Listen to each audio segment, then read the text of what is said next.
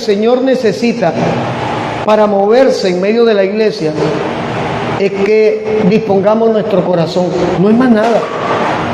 Dios no necesita que forcemos, aquí no hay que manipular emociones, aquí no hay que tirar escarcha en el aire, simplemente anhelar que se mueva en nosotros. Y de eso se trata precisamente. Cuando nosotros hemos estado orándole al Señor, pidiéndole que traiga un despertar dentro de la iglesia de Cristo, no lo hacemos pensando de ninguna manera que es que nosotros estamos mejores que nadie, sino que somos conscientes que tenemos problemas espirituales que resolver dentro de la iglesia. Hoy la iglesia está enfrentando, no hablo de la iglesia local, Ministerio Nehemías, hablo de la iglesia a nivel mundial, la iglesia de Cristo. La iglesia de Cristo hoy está enfrentando vientos de doctrina muy tremendos, bombardeos espirituales muy tremendos que no vienen de afuera, sino que están dentro de la iglesia, dañando, distrayendo, estorbando, perturbando. Y cuando hablamos de despertar espiritual es eso, entender que el primero que tiene que venir delante de Dios para resolver los problemas que tengo soy yo. Que cuando yo resuelvo mi problema, que cuando yo vengo delante de Dios a entregar mi carga, no se trata de desconocer la carga de los demás, pero hay un orden en el plan de Dios, y es que nadie puede dar lo que no tiene. ¿Se acuerdan que los judíos, burlándose de Jesús, le decían en la cruz: no eres el Hijo de Dios, sálvate a ti mismo? Y lo que quiero decir no es esa expresión, sino que para yo pensar en el problema de otro, primero tengo que resolver el mío. Nosotros no podemos estar como el personaje aquel que anda metiendo las narices en los problemas de todas las naciones cuando Colombia tiene 10.000 millones de problemas más en estos momentos. Usted sabe a quién me refiero. Esa publicidad es gratuita. Publicidad política pagada. No, esta es gratuita. El título del mensaje de hoy es Selah. S-E-L-A-H. Selah. ¿Por qué? Ahora en el desarrollo del mensaje lo vamos a entender. Resulta que a las tinieblas le es muy rentable que nosotros vivamos cautivos del estrés. Para Satanás es muy rentable que nosotros seamos esclavos de la preocupación, de la ansiedad, del afán. Y precisamente porque en la ansiedad, en el estrés y en el afán es donde tomamos las peores decisiones. Y es donde el enemigo encuentra un terreno fértil para tener frenados, porque no vamos a decir cautivo, hablar de cautividad, teníamos que hablar de posesión en un cristiano. Pero Satanás sí puede influenciarnos, Satanás sí puede estorbarnos. Y precisamente porque encuentra autoridad de parte de nosotros mismos. Satanás no tiene más autoridad sobre nosotros de la que nosotros le entregamos.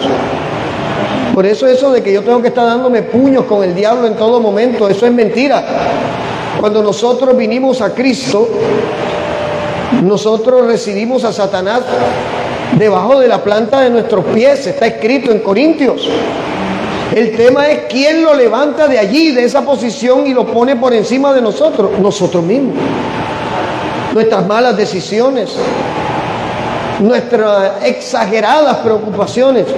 Alguien me decía: ¿cómo hago para no preocuparme? Yo no encuentro una fórmula mágica para eso, porque yo quisiera encontrar la fórmula para no preocuparme. Pero la preocupación es una alerta de que necesitamos un mover de Dios. Cuando yo lo interpreto de esa manera y no le permito a la preocupación ganar terreno en mi corazón, entonces pierde el diablo.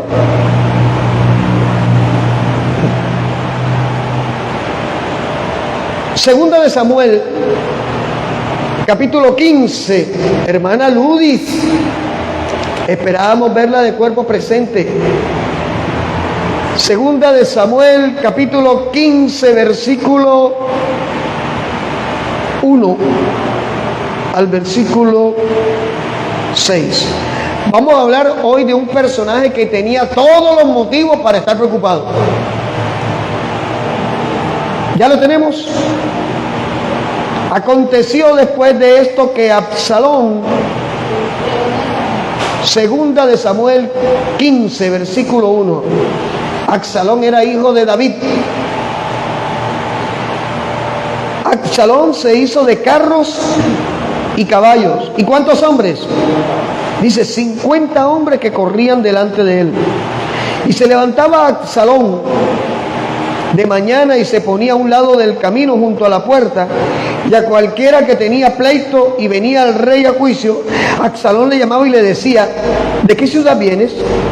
Y él respondía: tu siervo es de una de las tribus de Israel. Entonces Absalón le decía: mira, tus palabras son buenas y justas, mas no tienes quien te oiga de parte del rey. Y decía Absalón: ¿quién me pusiera por juez en la tierra para que viniesen a mí todos los que tienen pleito o negocio, que yo les haré justicia?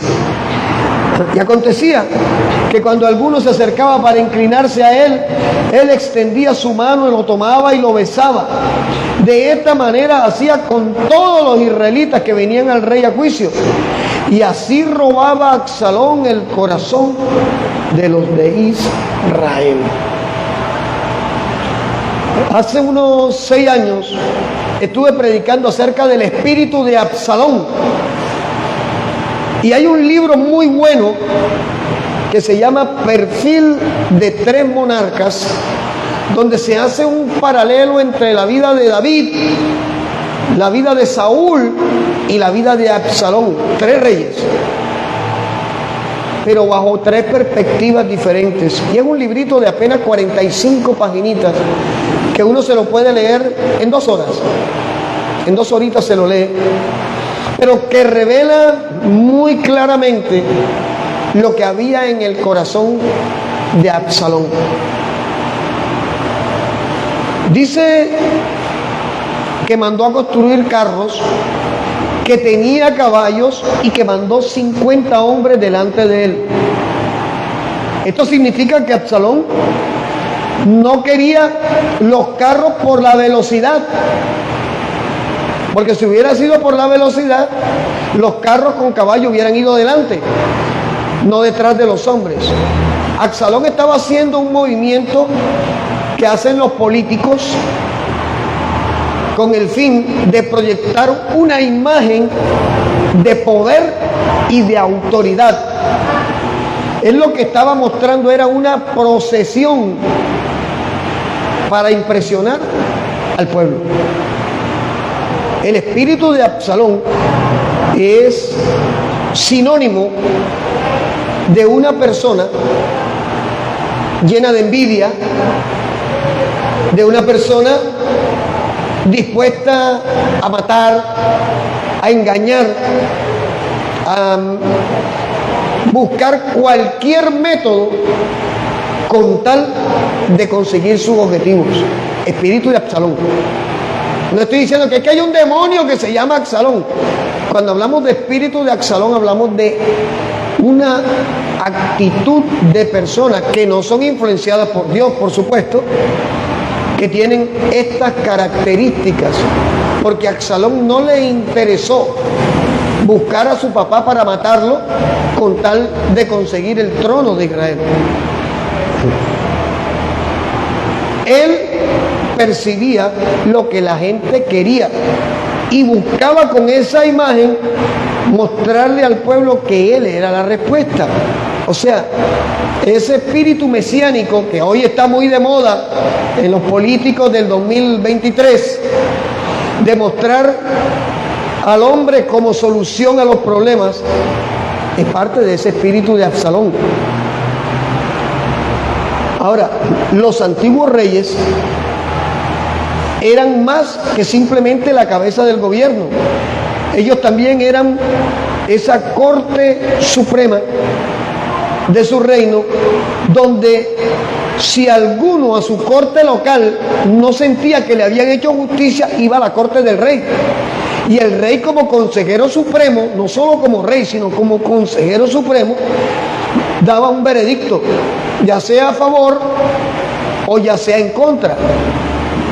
O sea, esas eran las funciones de David y eran las funciones que Absalón pretendía usurpar. Absalón provocó descontento en el pueblo, lo levantó contra David y prometió darle al pueblo supuestamente la justicia que David les estaba negando. Note que cuando la gente venía a buscar al rey, lo acabamos de leer, al rey David, él estaba a la puerta y decía: yo estoy aquí, yo también soy de las tribus de Israel, yo te amo. Acabamos de ver que lo cogía y lo besaba. O sea, manipulando las emociones de la gente para buscar un beneficio propio. Espíritu de Absalón. Absalón disentía, o sea, no estaba de acuerdo, no le gustaba la manera en que David hacía justicia. Y él se apoyó en que cuando Amón violó a Tamar, ¿saben qué? Esa historia, ¿cuántos la conocen? David no hizo nada. Y Absalón fue el que tomó justicia por mano propia, hizo hasta para vender. Y eso le costó que David lo exiliara, lo echó. O sea, él disentía de los juicios que su papá emitía. Cuando un hijo, escuche, se levanta a cuestionar, a dirimir contra los consejos o juicios que en determinado momento el padre le está tratando de dar como sabios, como sanos, está siendo manejado por el espíritu de Absalón. No se trata de que nuestros padres no se equivocan. No se trata de que como padres no nos equivocamos. Se trata de que hay principios de honra. Si mi papá se equivoca en lo que me está diciendo, hay un principio de honra a través del cual yo voy a mi padre a decirle: papá, con respeto, estás equivocado en lo que estás diciendo. Lo que pasa es que tú no conoces bien la situación, que voy a explicar mejor. Porque a veces pretendemos que las personas nos den consejos sabios con verdades a medias. Pastor, tengo un problema. ¿Qué problema tienes? Es que mi novia ahora permanece encima todo el tiempo de mí. Si a mí me dan esa información, hermano Mario, ¿qué le diría a usted?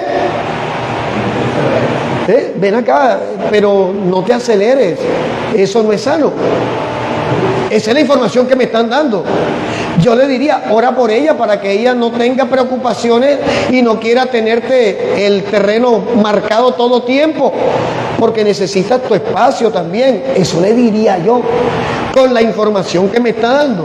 Pero resulta que la información verdadera es: no, pastor, es que como nosotros nos estamos acostando, hace 2 meses que no le viene el periodo, y entonces ahora permanece todo el tiempo en mi casa. Eso es otra cosa. Eso es otra cosa. Porque con la información a media, el papá, el padre o el rey da una información, un consejo. Con la información completa es otra cosa.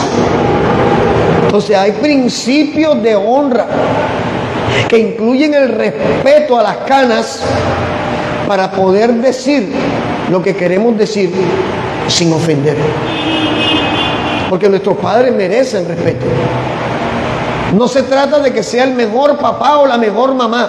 Se trata de que como cristianos tenemos que someternos a los principios bíblicos. Y el principio bíblico, oye, es que es tremendo, dice: el primer mandamiento con promesa para que te vaya bien en todo y tenga largura de años: honra a padre y madre. No te está diciendo: no, lo que pasa es que mi papá me abandonó, me trató mal, me gritó feo. No. Si tú le entregaste tu vida a Cristo, usted someta sus emociones, sus resentimientos y sus vacíos, sométalos a Cristo. Porque cuando yo someto todo esto a Cristo, puedo actuar en el Espíritu.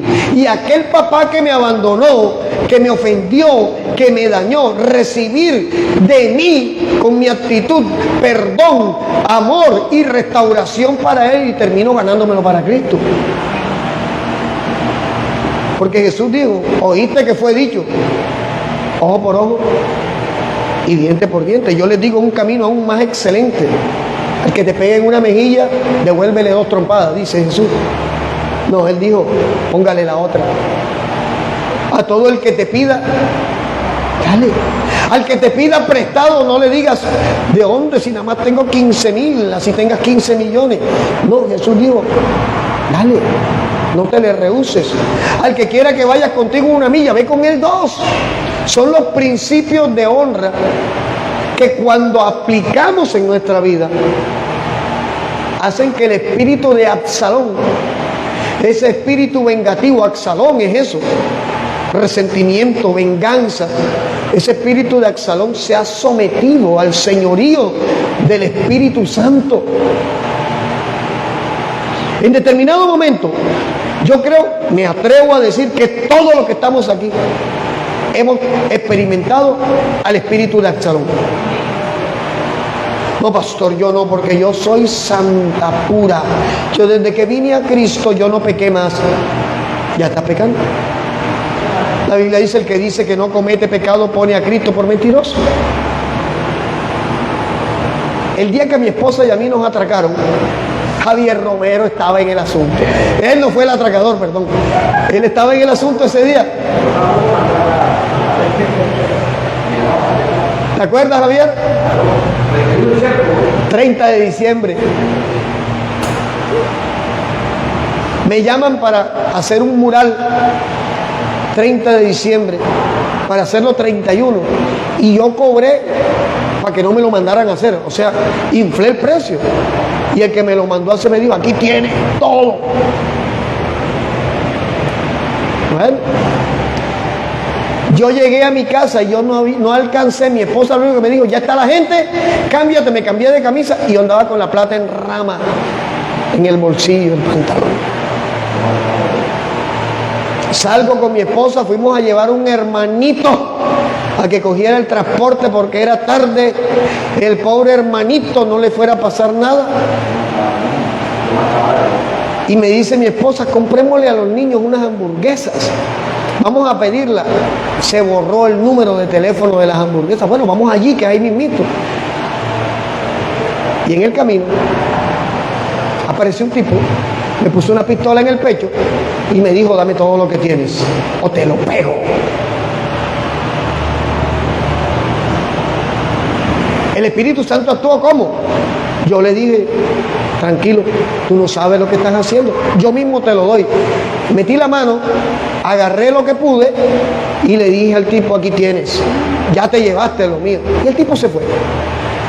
Y de repente sentimos la moto atrás, otra vez diciendo, ¿y cómo sé que me diste todo lo que tenías? Con su pistola en la mano. Pastor, ¿y dónde se manifestó el espíritu de Absalón? Yo tenía ganas de quitarle la pistola y darle con ella misma, mi parte humana. Claro, porque no era justo que me llevaran un dinero que todavía no me había ganado. No era justo. Pero Dios hace cosas sorprendentes y gracias a ese atraco me cayó una tremenda bendición el día siguiente. Porque la gente que supo que nos habían atracado me llamaron y me dijeron, no se preocupe, vaya a tal parte, venga acá, reciba ya. Bueno, gloria a Dios, hay que buscar al atracador otra vez. Y pasados unos 3 meses, yo venía en un taxi que cogí en la puerta de mi casa y el taxista empezó a hablar conmigo y me dijo, ¿qué vamos a hacer? En Villa Carolina están atracando. Y yo, sí, esto es tremendo porque por aquí me atracaron. ¿Cómo? Y empecé a contarle la historia y me dice, es una moto así, él se viste así. Y yo, sí, yo lo conozco. Si quieres yo te lo pongo. Porque a tal hora está en tal parte consumiendo droga. sé cómo se llama, yo te llevo. Si el espíritu de Absalón me hubiera estado manejando, vamos, ¿a qué hora? ¿Dónde está? Pero ese día ya el Espíritu Santo había tomado el control. Y le dije, no, gracias. Si tú sabes dónde está y te atracó, ¿por qué no vas tú? Fin de la conversación. Todos hemos experimentado en determinado momento las ganas de vengarnos. Sí. Espíritu de Absalón. No hemos estado endemoniados por el espíritu de Absalón. Hemos sido influenciados por el espíritu de Absalón. Mira a la pastora, caramba, de que se la pica. Tremendo esposo que tiene, no se lo merece. Te ofrezco un ratito. Caramba, no, debe ser que la plata de los diezmos y ofrendas se las está echando en Botox. Así es, ese espíritu de Absalón es envidioso. Ese espíritu de Absalón. Y ese Absalón se levantó contra su propio papá. Ahora, Absalón era ególatra. Manejaba una falsa imagen de un hombre de pueblo. Y él no era del pueblo, era de la corte. Y pasaba por encima de todas las leyes. El pecado más grande de Absalón fue la impaciencia. Aparentemente, el más cercano al reino de David, al trono de David, era Absalón. Era el más cercano, pero no supo esperar. Y trató de obtener el trono estando aún David vivo. O sea, trató de destronarlo. Segunda de Samuel, estamos en el capítulo 15, vayamos al versículo 10.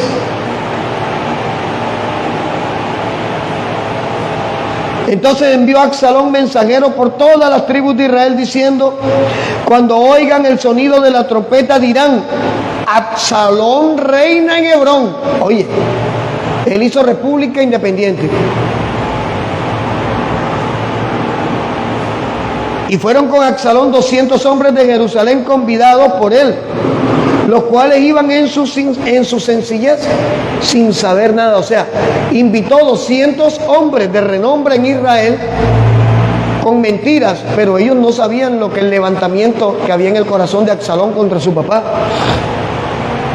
Y mientras Absalón ofrecía los sacrificios, llamó a Ahitofel, Gilonita, consejeros de David de su ciudad de Gilo, y la conspiración se hizo poderosa y aumentaba el pueblo que seguía a Absalón. Absalón comete una traición con el pretexto de adorar. Mira que en el versículo 7, Absalón le dijo al rey: te ruego que me permita que vaya a Hebrón a pagar mi voto que he prometido a Jehová. Mira la mentira. Ese es como el que dice, la hija que le dice al papá: papá, el domingo no cuentes conmigo desde las 8 de la mañana hasta las 6 de la tarde porque voy para la iglesia. Voy a tomarme el día para crecer espiritualmente. Y va y se mete en un motel con el novio. Igual, la situación es la misma. Utilizar a Cristo como excusa para hacer algo incorrecto era lo mismo que estaba haciendo Absalón para robarse el trono de Israel. Utilizó la adoración como excusa para la traición. Y lo más tremendo es que es posible que Absalón creía que derrocar a su papá estaba en la voluntad de Dios. Que ese es el problema del hombre natural, del hombre que no se ha quebrantado delante de Dios, que cree que sus malas decisiones están respaldadas por Dios. Es que Dios quería que yo cayera con ella. Es que Dios quería que yo robara. Es que Dios quería que yo fornicara porque así Dios me iba a poder revelar realmente cuál era mi debilidad. ¿Sigue creyendo? Nosotros en nuestras emociones, terminamos justificando nuestras peores caídas.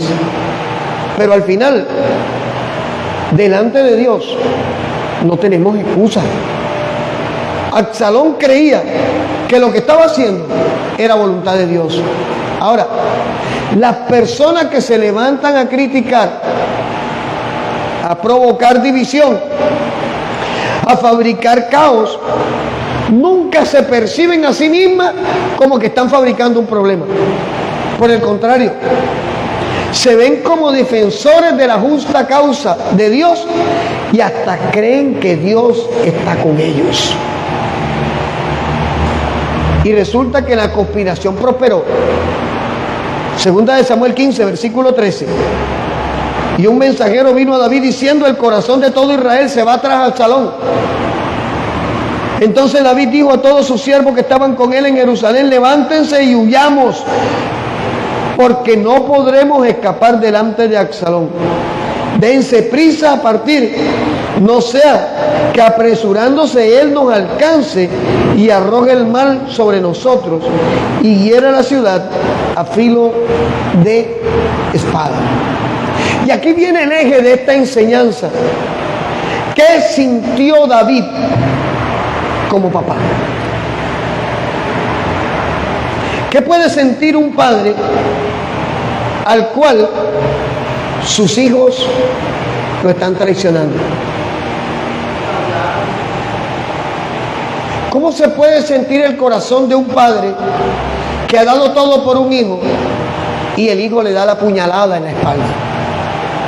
Eso estaba sintiendo David. Quizás David, más allá de la circunstancia social, política, estaba el corazón del padre. ¿Qué experimenta un padre cuando espera todo de un hijo y el hijo lo único que hace es dañar? Y eso llevó a David a escribir para mí uno de los salmos más hermosos que hay en los salmos, en lo que respecta a aprender, a sanar y a depender de Dios. Vamos al Salmo capítulo 3. Salmo 3.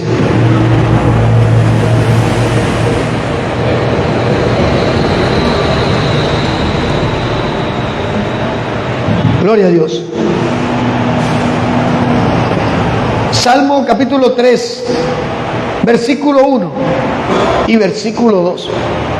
Si nosotros miramos la historia de David, desde el momento en que David fue ungido como rey por Samuel, David empezó a tener problemas.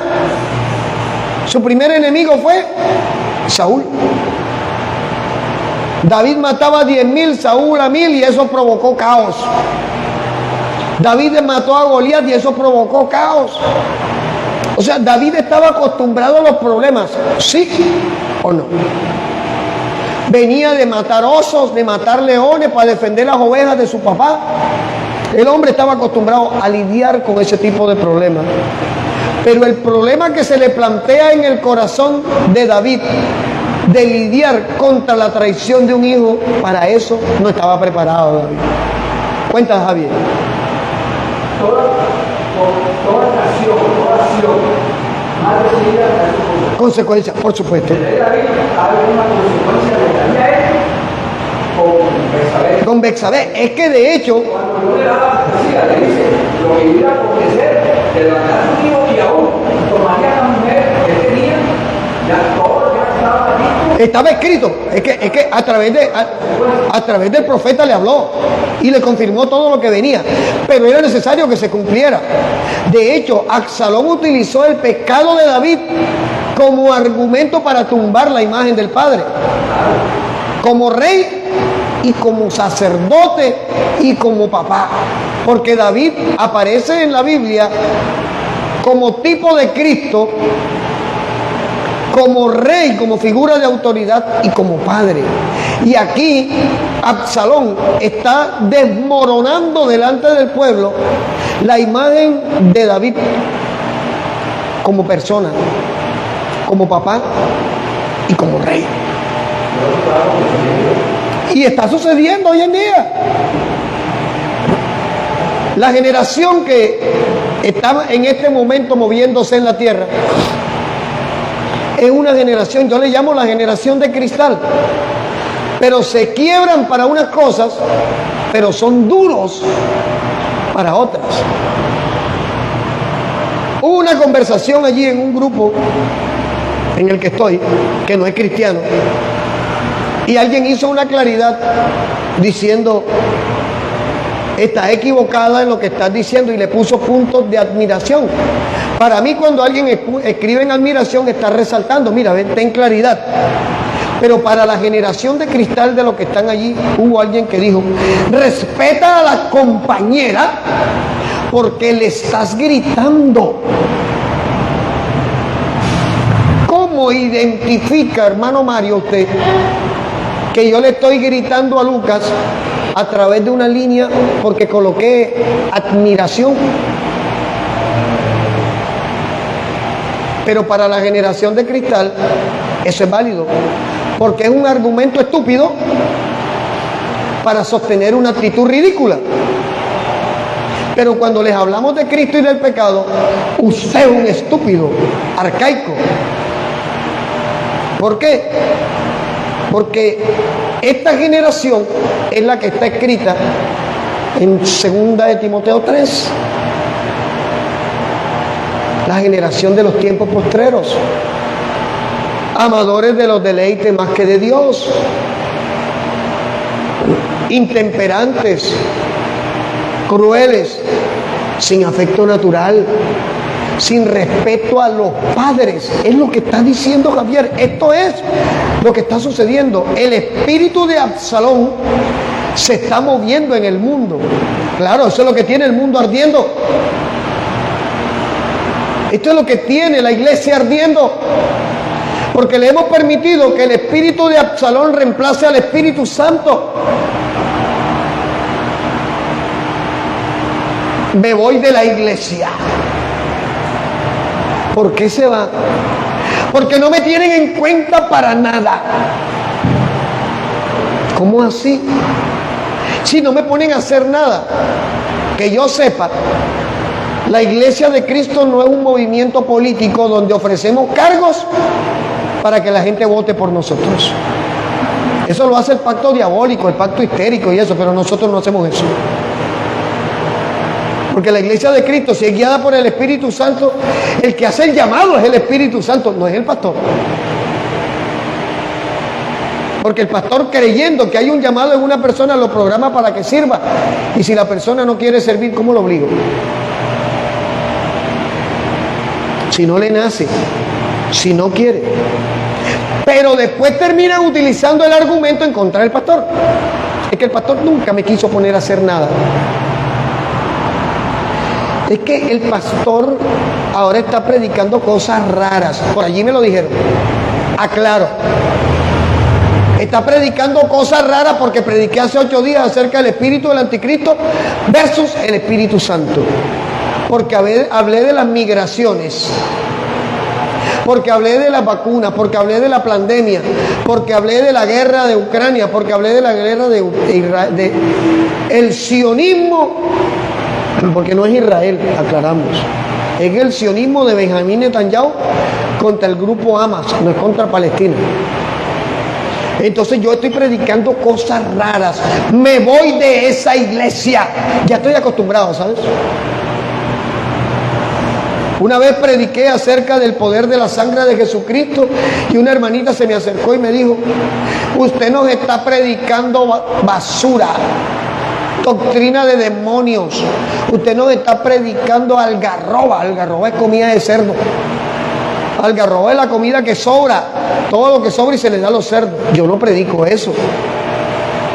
Y por respeto a la anciana, porque era una anciana canosa, la abracé, callé, porque si algo tengo claro yo, es que Dios a mí no me llamó a imitar la doctrina de nadie, sino a predicar la revelación bíblica. Pablo le dijo a la iglesia de Corintios: oye, ya está bueno, ustedes debieran estar comiendo alimentos sólidos y todavía están en los rudimentos. Cristo te ama, tú eres pecador, ven a Cristo. Eso se lo digo al inconverso. Pero al creyente, al que tiene 8, 7, 10, 15, 12 años sentándose con nosotros, yo no le puedo seguir diciendo lo mismo, porque lo estoy convirtiendo en un enano espiritual, en una persona que no ha crecido, que no ha avanzado espiritualmente, porque simplemente se aferró a lo que se quiere aferrar, a una cosa.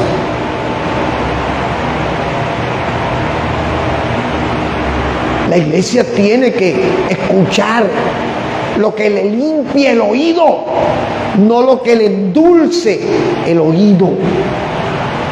Yo puedo venir cada 8 días aquí a predicar un mensaje que tenga a la gente contenta, pero me meto en un lío con Dios, porque Dios no me llamó a tener a un pueblo contento, sino a predicar la verdad. La iglesia está siendo influenciada por el espíritu de Absalón. El hermanito, la hermanita que se va, me voy porque ahí no predican el amor de Dios. Ahí predican el juicio. Ahí hablan mal de los católicos, ahí hablan mal de los testigos de Jehová. Váyase, porque yo no voy a cambiar el mensaje. Porque los testigos de Jehová son del diablo. Ahora tengo que decir que son de Cristo. Son del diablo. La Biblia que usan se la hacen los masones. Los masones son del diablo. Entonces yo tengo que cambiar esa verdad para tener a un pueblo contento. Prefiero cerrar la iglesia. ¿Por qué? Porque es que yo no tengo un llamado para decirle, sí, hermanita, usted ha tenido 7 maridos, ninguno es suyo. Se casó con el equivocado por una mala decisión. Entonces, siga pecando, hermanita, que algún día llegará el momento en que usted tome la decisión acertada. Yo no puedo predicar eso. No. El Evangelio confronta contra el pecado. El Evangelio bíblico nos confronta con lo que estamos haciendo equivocadamente. El Evangelio bíblico nos habla del amor de Dios, y el amor de Dios se expresa también a través de la disciplina. Jesús no vino a tener contento a los pecadores. Jesús le dijo, arrepiéntanse, conviértanse. Jesús no le dijo, ay, qué bueno, fariseitos, hermositos, yo los amo. Sigan pecando igual, sigan pecando así. Cámbienle el color a la bandera del pecado. Póngansela con el arco iris, pónganle una matica verde así. Jesús no dijo eso. Jesús le dijo, ustedes son hijos de vuestro padre, el diablo. Oye, se lo estaba diciendo a los fariseos. Pero como ahora uno lo dice, ese debe ser que la esposa lo tiene durmiendo en el sofá. Ese debe ser que los hijos no lo respetan. Por eso viene aquí a decirnos esto. No. Gracias al Señor, Dios me dio unos hijos que han entendido la honra. No son perfectos. Gracias al Señor me dio una esposa que, aunque sabe que le he fallado y que le he fallado a Dios, ha dejado mi espacio libre en mi cama. No me deja dormir en el sofá. Entonces predico lo que el Espíritu me dice que tenemos que predicar. Porque la iglesia debe despertar. Porque Cristo viene y se queda Nehemías, van a decir, eso es por culpa del pastor. ¿Usted sabe lo que va a pasar si Cristo viene en este momento en la iglesia de prosperidad? En la iglesia de todo es amor. ¡Qué chicharrón gordo, grueso y peludo! Porque es que si a mí no me confrontaron contra el pecado que yo estaba viviendo, yo estuviera en el mismo pecado. Regla de 3, simple y directa. Estamos en el Salmo 3. David declara toda su angustia. Oh Jehová, cuántos se han multiplicado mis adversarios. Por eso decía, ¿acaso David no sabía lo que era tener enemigos? Él sabía. Pero ahora David tiene un enemigo diferente. Ahora el enemigo es de su propia sangre. Ahora el enemigo está dentro de su propia corte. Ahora el enemigo utiliza a sus propios súbditos contra él. Su propio hijo Absalón. Y David dice: ¿cuántos se han multiplicado mis adversarios? Su hijo lo persigue. Muchos de sus amigos y asociados se fueron con Absalón. La situación de David era tan mala que muchos creían que ni Dios lo podía ayudar. Oh Jehová, ¿cuántos se han multiplicado mis adversarios? Salmo 3, 1. Muchos son los que se levantan contra mí. Muchos son los que dicen de mí: no hay para él salvación en Dios. Muchos miraron su pecado y muchos concluyeron: todo lo que le pasa a David se lo merece. Y está en la Biblia. Segunda de Samuel. Saltemos donde estábamos. Capítulo 16, versículo 7 y versículo 8. Mira, Simei decía, maldiciéndole: fuera, fuera, hombre sanguinario y perverso. Jehová te ha dado el pago de toda la sangre de la casa de Saúl, en lugar del cual tú has reinado, y Jehová ha entregado el reino en mano de tu hijo Absalón. Y hete aquí, sorprendido en tu maldad, porque eres hombre sanguinario. ¿Y sabe quién era Simei? Era de los más cercanos a David, lo que evidencia que en los momentos de dificultad contigo se van a quedar no los que son fieles a ti, sino los que te aman tal y como tú eres. Nosotros no podemos buscar fidelidad en los hombres, porque la Biblia dice: maldito el hombre que confía en el hombre y que pone en el hombre dice, en la carne y la sangre su confianza. Pero hay personas que te aman por lo que eres, como eres, no por lo que les proporciones, no por lo que les prometes, porque entonces estarías comprando amor.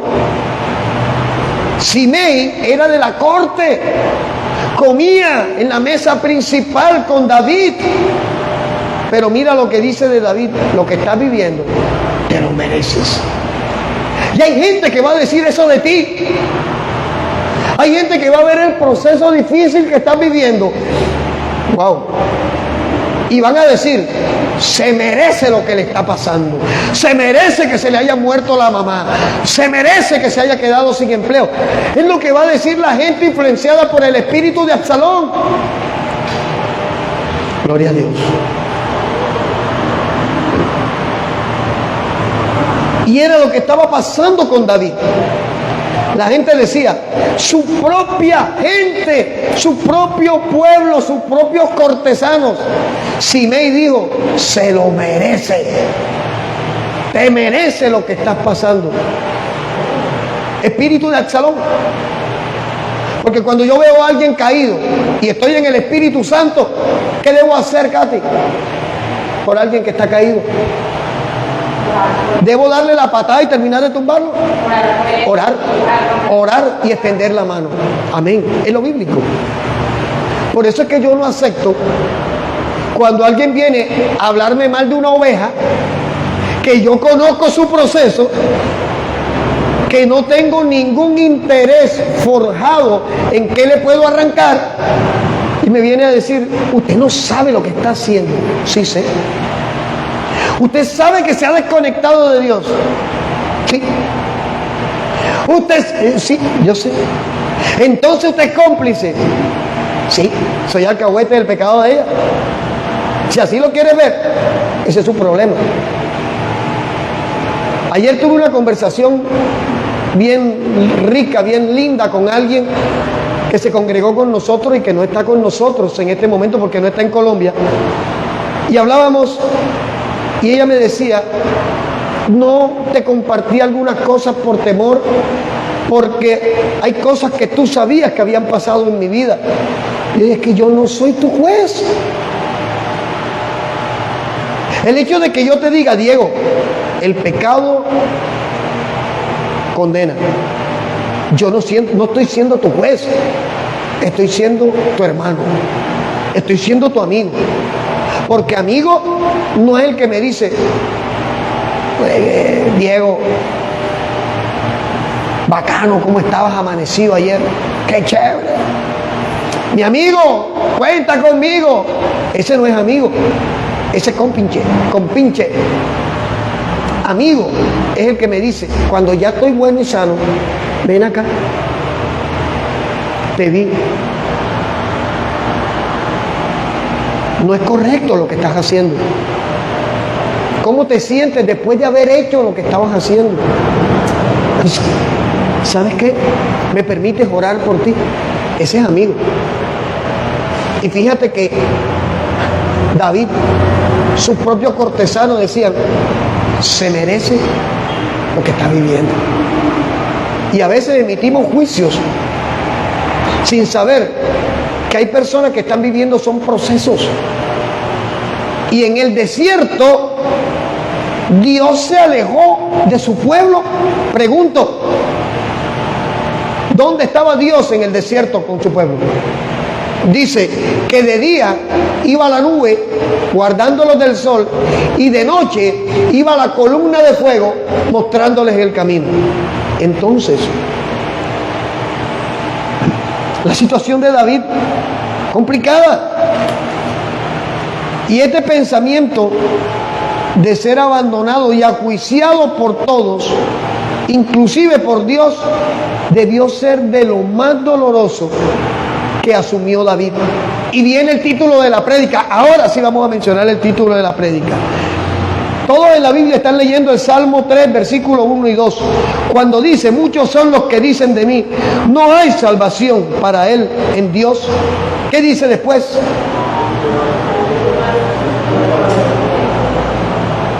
Hay una palabrita debajo de donde dice, no hay salvación para él en Dios. ¿Qué dice? Selah. No dice, mas tú Jehová no. Ahí en el versículo 2 termina con Selah. Resulta que Selah está 74 veces en el Antiguo Testamento. No directamente escrito como Selah, porque la palabra Selah no es un nombre propio, no es un nombre. Diego Selah Tete, ¿cuál es tu segundo apellido, Diego? Puche. Diego Selah Tete Puche. No, Selah es una expresión hebrea que habla de un estado de reposo en Dios. Ojo, cuando David dice, mira, miremos la aflicción de David. Jehová, ¿cuánto se han multiplicado mis adversarios? Eso es angustia. Muchos son los que se levantan contra mí. Eso es angustia. Muchos son los que dicen de mí, no hay salvación para él en Dios. Eso es angustia. Pero viene David y el salmista expresa Selah. Selah quiere decir que en medio de la angustia, que en medio del dolor, que en medio del desánimo, que en medio de la tristeza, se detuvo, hizo un alto y se fue a hacer lo que tenía que hacer: buscar en Dios su reposo. Selah. Cuando estés atravesando el momento difícil, cuando parezca que todo se terminó, cuando parece que todo se acabó, cuando parece que la esperanza se fue de vacaciones, hay que buscar nuestro Selah, nuestro reposo en Dios.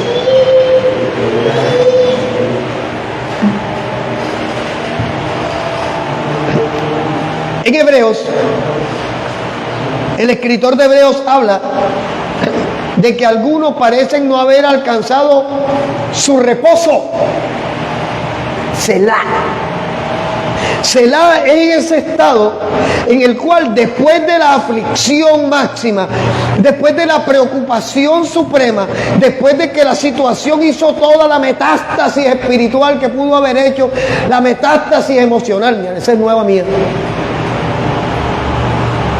Ya no hay más nada por qué llorar, ya no hay lágrimas que llorar, ya no hay fuerzas para llorar, sino simplemente venir y postrarnos delante de Dios y decirle, no puedo más. Ese es nuestro Selah. No puedo más, te necesito a ti. Y mira que el Selah de David tuvo un efecto. En su reposo espiritual, David recibe la revelación que más necesitaba, y era que no estaba solo. Dios se hace su escudo. David entiende que Dios era más que un escudo, que también era quien lo había puesto en el lugar de privilegio que tenía. Dios le levantó y Dios levantaría su cabeza. Aquí está. Note que la condición y el estado emocional de David cambia del versículo 2 al versículo 3. Amén, hermano Ángel, vamos a estar orando, claro que sí. Mira que en el versículo 2 él está hablando de ansiedad, de desespero, de desánimo. Pero en el versículo 3 ahora arranca diciendo, mas tú, ya, esto es otra cosa, mas tú, Jehová, eres escudo alrededor de mí. No solamente eres escudo, eres mi gloria y el que levanta mi cabeza. ¿Quién colocó a David como rey de Israel? Dios. ¿Quién levantó su cabeza como rey de Israel por encima de Saúl? Dios. Viene a David el recordar de Dios de que siempre estuvo con él. Aún en medio de su pecado, aún en medio de su caída, Dios estuvo con David. Pastor, ya está usted enseñando que es mejor pecar que ser santo. Yo no estoy diciendo eso.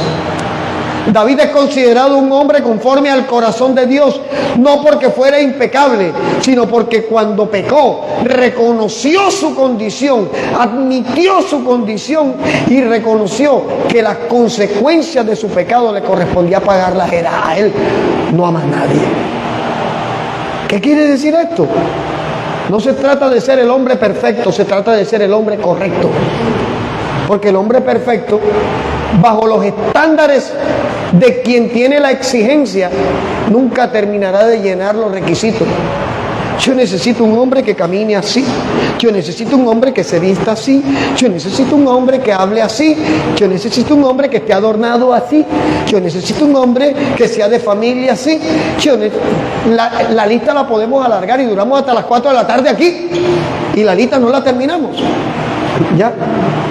Pero lo que Dios necesita son hombres y mujeres correctos y dispuestos a reconocer que simplemente hemos fallado, que simplemente necesitamos que Él nos levante y que simplemente recordemos que en el desierto estuvo con nosotros, que en el momento del desánimo estuvo con nosotros, que cuando todo el mundo nos dio la espalda, Él siguió dándonos el frente, y que si lo hizo una vez, volverá a hacerlo de nuevo. Ese es el efecto de nuestro Selah. David cambia de condición, ¿ya? Normalmente los hombres hallan gloria en diversas cosas. Buscan la fama, buscan el prestigio, buscan posiciones de reconocimiento sociales, etc. Pero David halló su gloria en Dios.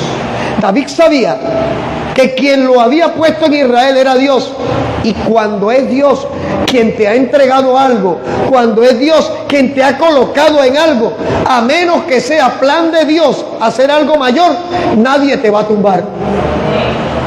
Cuando Dios se ha glorificado, te ha instaurado, te ha instituido el mismo Dios es el único que te puede remover.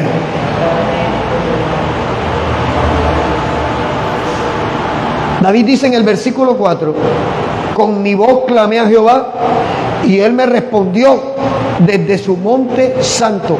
Fíjate que está en medio de la aflicción porque todavía no ha recuperado el trono, pero David habla de Dios en dos contextos de dos líneas de tiempo diferentes. Dice, él me respondió desde su monte santo, porque antes ya había visto la respuesta de Dios. Pasado. Pero habla también de Dios en tiempo futuro, porque estaba creyendo que así como Dios lo hizo antes, lo volvería a hacer de nuevo. Eso me recuerda a Job 1:1, que empieza hablando de Job en pasado, pero realmente está hablando de Job en futuro, el resultado final. David sabía en ese momento, cuando entró en su Selá, que Dios no lo había abandonado. Entrar en el Selá no es fácil, porque uno no tiene un interruptor, hermano Mario, donde dice con desespero, sin desespero. Esto no funciona así. Pero es fundamental entender que lo que no puedo resolver, que lo que no pude manipular, que lo que en mi fuerza no pude cambiar, entonces no lo voy a cambiar. Necesito entrar en mi Selá, en mi reposo en Dios, para que Dios me diga qué está pasando, para que Dios me muestre por qué está pasando, para que Dios me revele para qué está pasando. Porque muchas de las aflicciones que hoy vemos como aflicción, a veces resulta ser que son parte de la manera en que Dios actúa para decirnos, ven, yo estoy aquí, ven, yo quiero bendecirte, ven, yo quiero hacer a la manera mía, no sigas a la manera tuya. Y aunque Absalón se apoderó del reino y obligó a David a huir, David sabía que Absalón no estaba entronizado en el reino por Dios. Absalón se montó en sus fuerzas, David lo montó Dios. ¿Quién llevaba la de ganar? Cuando yo entiendo esto, entro en el Selá. ¿Por qué? Porque si Dios me colocó, el hombre no me va a quitar. Si Dios me entronizó, no es el hombre el que me va a quitar. Y si Dios me quita el puesto, es porque a través de ese movimiento tiene algo preparado, tiene algo dispuesto para seguir mostrando su gloria.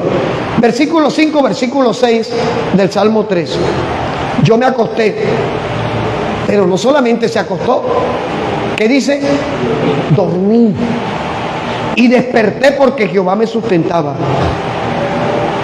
No temeré a 10 millares de gente que pusieren sitio contra mí. La certeza de que Dios está con él lo lleva a hacer algo que cualquiera no hubiera hecho. Porque yo, sabiendo que mi hijo me está buscando para matarme, que todo el pueblo que supuestamente me quería ahora me detesta, yo no dormiría. Se va a acostar y a darle vuelta en la cabeza. ¿Cuánto les ha pasado que en medio de los problemas se acuestan a dormir y los cogen a las 4 de la mañana tirando cabeza? ¿Cómo voy a resolver esto? Y eso es una condición desesperante, aflicción, angustia, porque uno quiere dormir, pero no puede. Pero resulta que David, como consecuencia de su Selá, ahora tiene la convicción: quien me puso en Israel fue Dios. Lo que estoy viviendo es la consecuencia de mi pecado. Y cuando yo expíe, Javier, mi pecado, Dios sabrá qué va a hacer conmigo.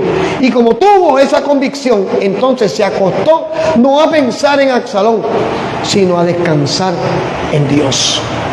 Dice, me acosté, y no solamente hace claridad, me acosté, pero también dormí. Y despertar, porque cuando hay situaciones tan complicadas como esta, más de uno dice, caramba, y se levantó, y se despertó. Despertar, wow, esto es algo incierto, porque muchos se preguntaban, ¿David irá a vivir un día más?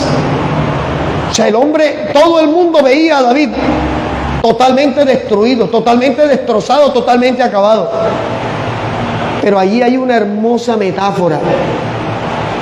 Dios es quien nos sostiene mientras nosotros dormimos. Hay un detalle aquí que es científico. Cuando nosotros dormimos, es como si estuviéramos muertos. ¿Cuántos han experimentado la sensación de que van en un hueco y que cuando se estrellan contra el fondo se levantan de pronto? Resulta que es una orden del cerebro que sigue trabajando mientras estamos durmiendo para recordarnos que dejamos de respirar. Dios nos guarda mientras dormimos. Dios cuida de nosotros mientras dormimos. De hecho, el salmista dijo que el Espíritu de Dios lo aconsejaba mientras dormía. Porque Dios habla a través de sueños. Para los incrédulos, porque hay cristianos incrédulos que no creen en dones, que no creen en moveres sobrenaturales de Dios, pero Dios revela a través de sueños.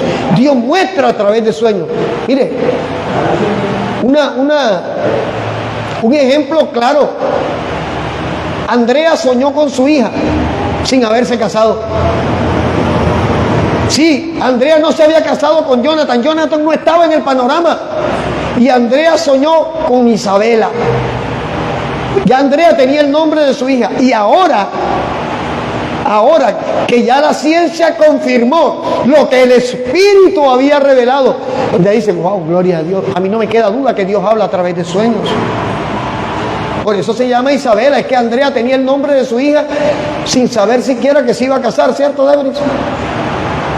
Pues ahí está Isabela creciendo. Estamos esperando que chille.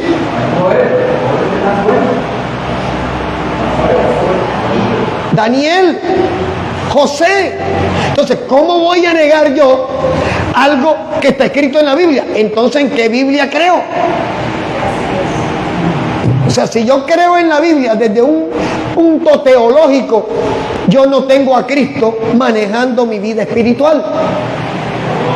Simplemente soy un erudito que creo en un libro interesante, pero que no se ha hecho carne en mi corazón. ¿Por qué? Primera de Corintios 2:9 dice, como está escrito, cosas que ojo no ha visto, cosas que oído no ha escuchado. Estoy parafraseando. Cosas que a nadie se le puede ocurrir son las que Dios ha preparado para todo el mundo. No, dice, para los que le aman. Y el amor a Dios se expresa muchas veces con lo que tenemos que sacrificar para cumplirle a Él. El otro día coloqué el ejemplo. Si yo amo a mi esposa y salgo con mi esposa y pasamos por allí por el Buenavista y dice mi esposa, ay, qué zapatos lindos.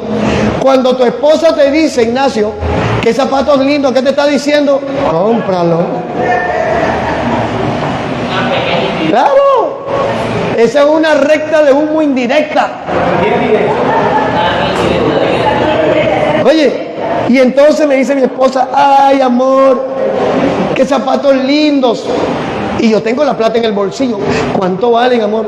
Ay, valen apenas 300,000 pesitos. Ay, pero amor, ay, lástima que no tengo. Y tengo los 300. Pero estoy pensando que con esos 300 me voy a comprar un aerógrafo súper chévere, de última tecnología. Pero ya yo tengo 3 aerógrafos. Y empieza el Espíritu Santo.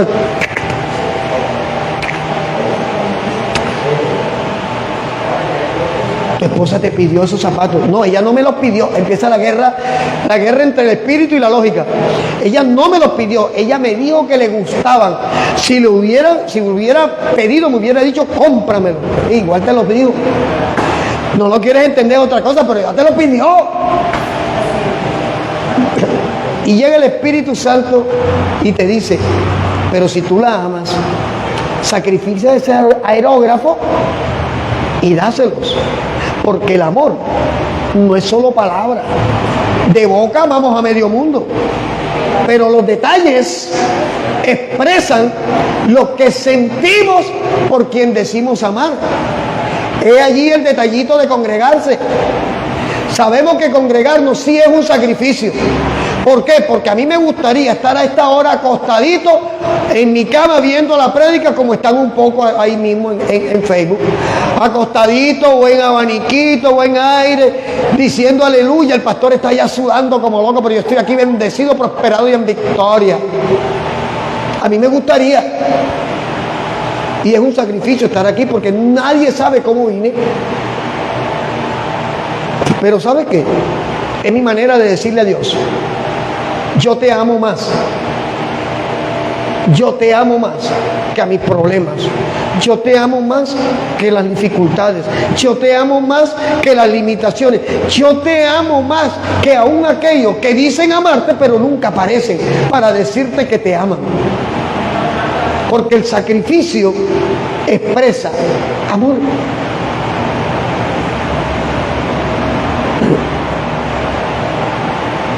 Cuando estamos inconscientes, durmiendo, Dios nos está amando. Cuando estamos allí expuestos, voy a compartir algo de metafísica y en un contexto espiritual. Hay que saber, usted tiene que saber, no practicar, pero estar ilustrado. Los espiritistas, los gnósticos, practican si en su cuestión espiritual allí, realmente el espíritu de una persona no puede salir de una persona. Eso no hay manera. Pastor, pero es que el hombre vio y describió mi casa tal y como es. Es que él no fue. El demonio que le asignaron a él sí va. Claro, y el demonio le describe vivencialmente. Está vestida así, asado, frito y cocido y duerme con la mano debajo de la almohada. El demonio que le asignan a hacer eso. Pero el alma de una persona, para que salga del cuerpo, la única manera es que esté muerto. No hay otra manera. Es lo bíblico. ¿Qué sucede? Los brujos le dicen a la gente, tienes que cerrarte para que cuando estés durmiendo no te vean. De alguna manera tienen razón. ¿Cómo así, pastor? Claro, cuando usted está lleno del Espíritu Santo, cuando usted ora, cuando usted le rindió su corazón a Cristo, el diablo no te encuentra. No te puede hacer nada. Un cristiano que le tiene miedo a la brujería no es cristiano. Un cristiano que le tiene miedo al que me maldijo no es cristiano. Porque si está el temor, es más respeto a la oscuridad que al que tiene la luz.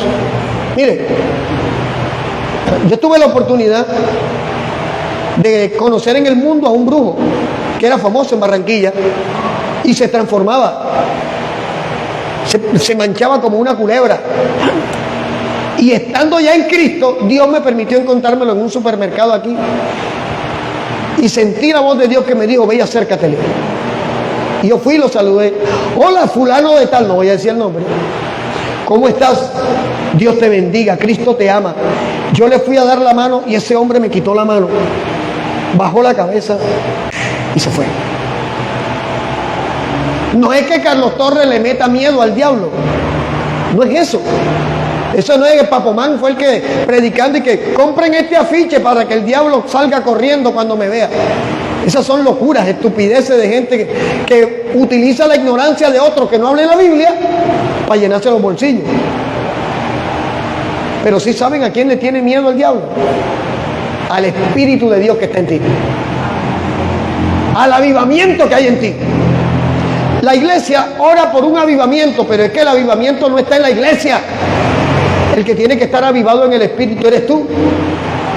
Para que cuando la bruja diga, te voy a ver caminando de rodillas, hay poder en Cristo. Tú a mí no me puedes tocar. Dios tenga misericordia de ti. Suficiente. Y no creerlo. Porque el problema de la brujería radica en lo espiritual, no en el fetiche. Mire, viviendo en la calle 84, en un edificio en el norte de Barranquilla, pero allá funcionaba la iglesia. Allá nació la iglesia. Allá la iglesia nació en el Callejón del Fuego de los Márquez. Empezamos a encontrar a mi esposa y yo en el apartamento, en el cuarto piso, los limones con alfileres y los chorros de aceite tirados en la puerta. Y yo me levantaba y decía, Dios, yo no sé quién lo hizo, pero tú sí sabes quién fue. Ten misericordia de él, porque eso a mí no me afecta. Javier Romero, que está aquí con nosotros, en algún momento llegó a visitarnos y dijo, hey Carlos, ¿ya tú viste lo que se mueve allá afuera? Ahí se asoma lo que ellos, sí, se asoma allá afuera, pero aquí no puede entrar. Porque donde hay 2 o 3 reunidos en el nombre del Señor, el diablo no tiene potestad. Eso la iglesia no lo ha entendido. Por eso se cuenta y que vamos a orar. Vamos a orar. Y la persona cayó y se revolcó. La serpiente antigua está aquí dando vueltas. Eso es mentira. ¿Sabe por qué? Eso es emoción pura. Aquí hemos tenido gente endemoniada que ha venido a la iglesia. Pero yo no le permito a un demonio venir a hacer un show donde el principal personaje tiene que ser Jesucristo. ¿Se acuerdan de Angelical? A la vez que se sentó allí, ¿se acuerdan Germán, la chica desnuda que vino corriendo, que entró cuando no existía la división? ¿Se acuerdan aquel anciano que vino, que estaba drogado, borracho, llegó allí y él decía, es que acá hay una línea que no puedo pasar? Germán estaba allí. Entonces, lo espiritual es real. El tema es que hay una iglesia que no ha creído en el poder del Espíritu. Y como no ha creído en el poder del Espíritu, son cautivos del espíritu de Absalón. Allá quería llegar. Mi hermano, mi hermana, el Dios que te permite despertar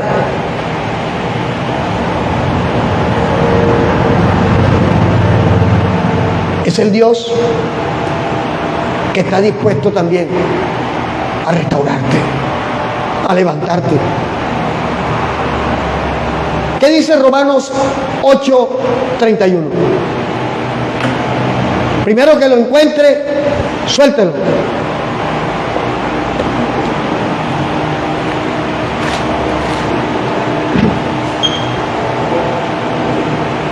Ya yo lo tengo aquí. ¿Qué dice? ¿Qué dice Diego? ¿Qué pues diremos a él? Si Dios es por nosotros, ¿quién contra nosotros? Listo. Queremos ponerle un epílogo a la prédica. Romanos 8:31. ¿Qué pues diremos a esto? Si Dios es con nosotros, ¿quién contra nosotros?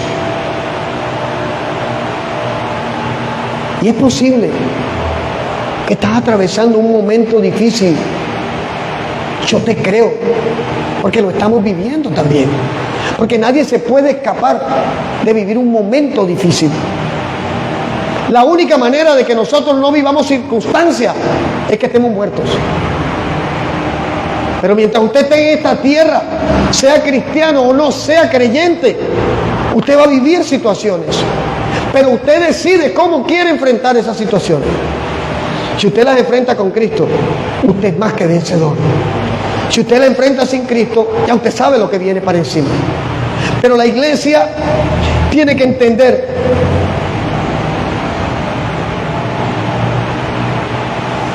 que Dios está a favor de sus hijos. Que aunque le haya fallado, Él no se ha apartado de ti. Que aunque le hayas dado la espalda, Él sigue de frente. Porque Él no es mentiroso. No es hombre para mentir, ni hijo de hombre para arrepentirse.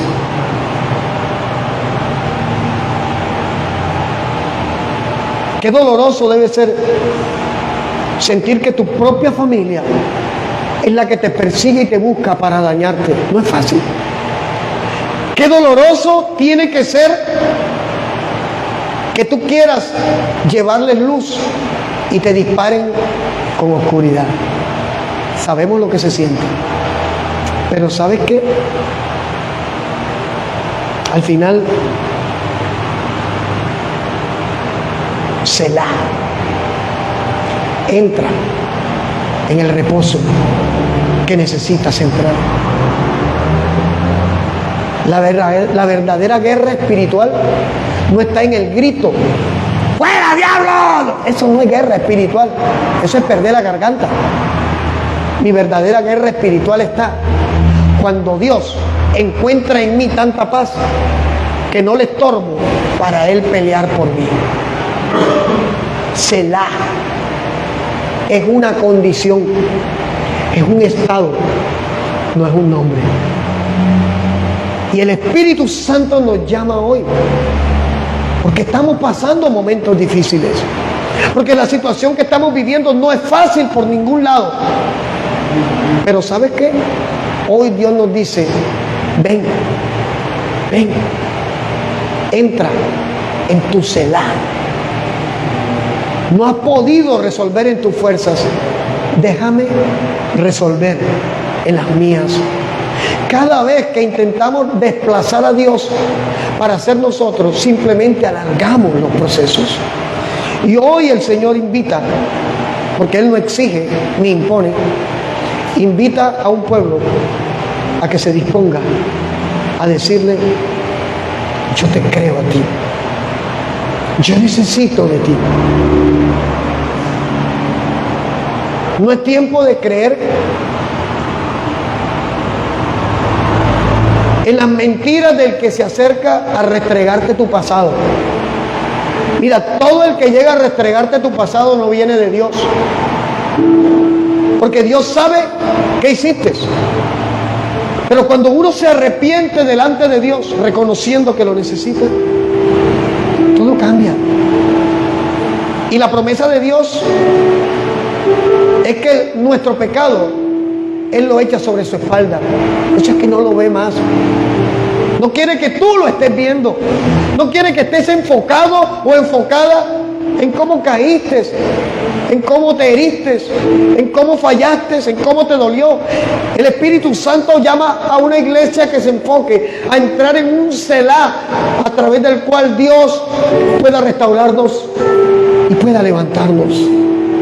Vamos a levantarnos un momento. Si te sientes de tomar una persona y abrazarlo y poderle decir: Dios no te ha abandonado, no has estado solo, no has estado sola, a pesar de que aparentemente no has visto a nadie.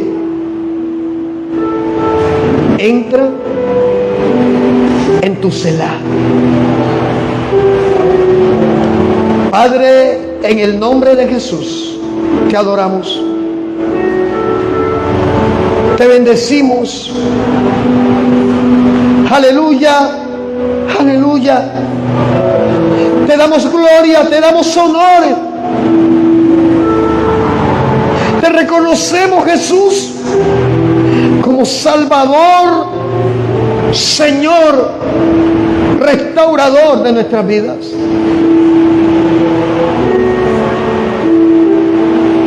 Aquí estamos en esta hora, Padre, y reconocemos que te hemos fallado,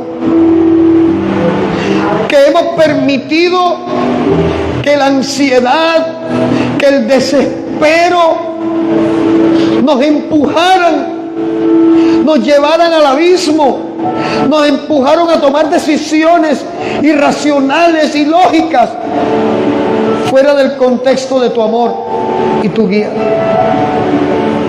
Y nos ha dolido y hemos hemos sentido el peso de estar lejos de ti. Pero hoy, en esta hora, Padre, ruego en el nombre de Jesús que tu Espíritu que me ha hablado hoy a través de esta enseñanza me lleve a mi Selah. Que aunque hoy no vea resuelto mi deuda, que aunque hoy no vea resuelto mi conflicto, mi enfermedad, mi problema, pueda decir, como dijo el salmista: tú eres escudo alrededor de mí, tú eres el que levanta mi cabeza, tú eres mi gloria, Jehová de los ejércitos. Aleluya. Entrega tu carga. Dile: Señor, no puedo más. No es pecado sentir que no puedes más. Es sensato decirle: no puedo más. No le veo sentido a lo que he hecho. Por eso vengo a ti. Por eso acudo a ti. Por eso vengo a tu encuentro. Por eso necesito de tu abrazo. Vengo a tu Selah. Vengo a tu paz, mi Dios. A esa que sobrepasa todo entendimiento. A esa que me habla cuando las voces de la ansiedad y del afán estuvieron gritándome. A tu consejo oportuno. En el nombre de Jesús. Padre, ten misericordia de la iglesia de Cristo. Ten misericordia de nosotros, tus siervos, porque te hemos fallado, porque nuestras emociones nos han traicionado muchas veces. Necesitamos de ti. Hoy lo reconocemos delante de ti, de tu santo trono, Dios. Y gracias por hablarnos, por hablarme de esta manera hoy.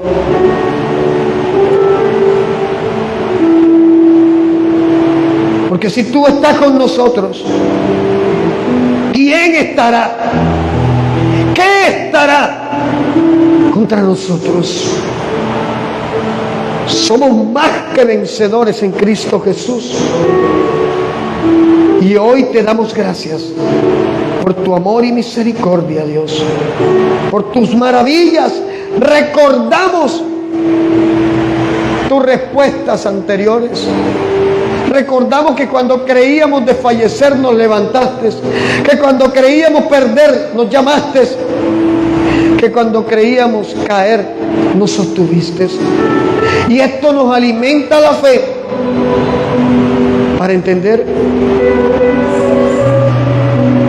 que no estamos solos y que te necesitamos en cada paso que vayamos a dar. Gracias te damos en el nombre de Jesús. Padre, y mira cada hogar representado aquí hoy, con mis hermanos y hermanas que están aquí, con mis hermanos y hermanas que están allí en la distancia, a través de Facebook, a través de YouTube,